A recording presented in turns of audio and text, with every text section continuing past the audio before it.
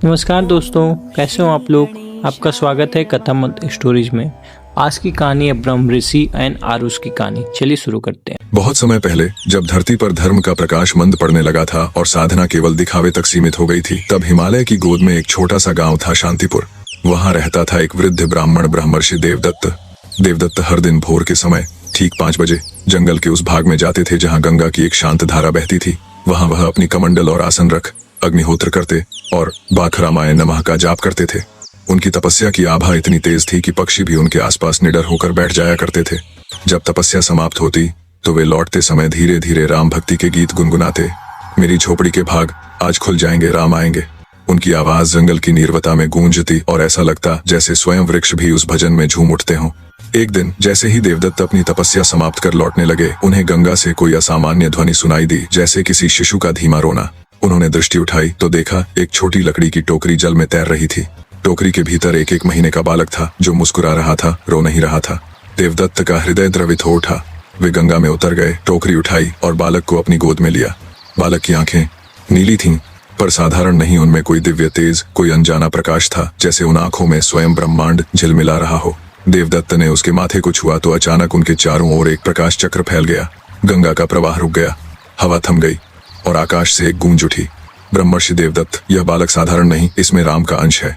अचानक आकाश में सुनहरी रोशनी फैली, मंद सुगंध और वीणा की ध्वनि के साथ भगवान श्री राम प्रकट हुए, धनुष हाथ में, नेत्रों में करुणा और मुख पर तेज। देवदत्त नतमस्तक हो गए, प्रभु यह क्या लीला है। भगवान राम बोले, यह बालक इस युग का संरक्षक है। इसका नाम रखो आरुष, जिसका अर्थ है प्रभात की किरण। 20 वर्षों पश्चात एक भयंकर असुर अंधकासुर फिर से जागेगा। वह तमस अंधकार की शक्ति से पृथ्वी पर धर्म का प्रकाश मिटा देगा। आरुष मेरा अंश लेकर जन्मा है, उसे इस लोक से दूर रखो, योग्य शिक्षा दो ताकि वह अंधकार से युद्ध कर सके। फिर भगवान राम अदृश्य हो गए और गंगा का प्रवाह पुनः बहने लगा। देवदत्त ने बालक को अपने पुत्र समान पाला। उन्होंने उसे जंगल में ही शिक्षा दी, वेद, धनुर्वेद, योग, ध्यान और आयुर्वेद सब सिखाया। आरुष शांत, विनम्र और अत्यंत बुद्धिमान था। कभी कभी वह ध्यान में बैठता तो उसके चारों ओर सुनहरी आभा फैल जाती थी। जब वह 10 वर्ष का हुआ, एक दिन उसने देखा कि पास की बेल सूख रही थी। उसने बस अपने हाथ से उसे छुआ और वह बेल फिर से हरी हो गई। देवदत्त समझ गए, यह वही शक्ति है जो प्रभु के अंश में छिपी थी। धीरे धीरे आरुष के चमत्कार गांव में फैलने लगे। पर देवदत्त हमेशा कहते, बेटा याद रख, शक्ति का गर्व विनाश की जड़ है, शक्ति का सही उपयोग ही उसका धर्म है। 20 वर्ष बाद समय बीता। आरुष अब एक तेजस्वी, सुंदर और तपस्वी युवक बन चुका था। पर उसी समय पृथ्वी के भीतर की गहराई में एक असुर, अंधकासुर, जो कभी रावण का शिष्य और अंधकार का साधक था, अपने तप से फिर जीवित हो उठा। उसने कहा, अब कोई राम नहीं, कोई धर्म नहीं, इस युग पर केवल अंधकार का राज्य होगा। उसका उद्देश्य था मनुष्यों के मन में से प्रकाश, प्रेम और करुणा को मिटा देना। जहाँ सत्य का नाम लेता कोई भी मुंह खुले, वहाँ छाया उसकी आत्मा निगल ले। धरती कांप उठी, सूरज की रोशनी मंद पड़ गई और गांवों पर काली धुंध छाने लगी। देवदत्त ने आरुष को बुलाया, बेटा वह समय आ गया है जिसके लिए तू जन्मा है। याद रख, अंधकार तब हारता है जब कोई प्रकाश डरता नहीं। आरुष ने हाथ जोड़े, गुरुदेव मैं आपका और प्रभु राम का वचन निभाऊंगा। उसने अपने धनुष वज्रतारा को उठाया। उसके तीर कोई साधारण तीर नहीं थे, बल्कि मंत्रों से युक्त अग्निबाण थे। अंधकासुर और आरुष के बीच भयंकर युद्ध हुआ। आकाश फट गया, पर्वत हिलने लगे, गंगा उफान पर आ गई। अंधकासुर ने अंधकार की ज्वालाएं फैलाईं।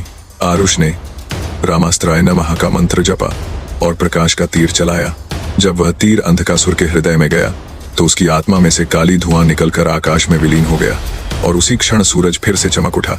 देवदत्त ने आकर आरुष को गले लगाया, बेटा तूने न केवल असुर को हराया बल्कि उस अंधकार को मिटाया जो मनुष्य के भीतर था। आरुष ने कहा, गुरुदेव मैंने केवल वह किया जो मेरा धर्म था। प्रकाश किसी का नहीं होता, वह सबका होता है। फिर वह गंगा तट पर गया, हाथ जोड़कर बोला, हे प्रभु राम, आपका अंश अपने कार्य से मुक्त हुआ। अब मैं फिर आपके चरणों में लौटना चाहता हूँ। और जैसे ही उसने आखिरी प्रणाम किया, गंगा का जल सुनहरी हो उठा और आरुष का शरीर उस प्रकाश में विलीन हो गया।